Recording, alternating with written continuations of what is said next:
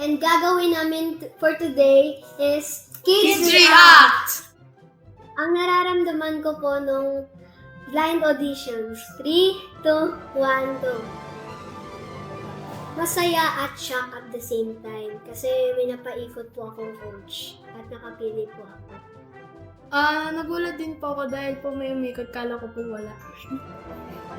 Masaya po and at the same time na shock po na dahil first time ko lang po sumali sa isang competition in national TV and may napaikot pong coaches.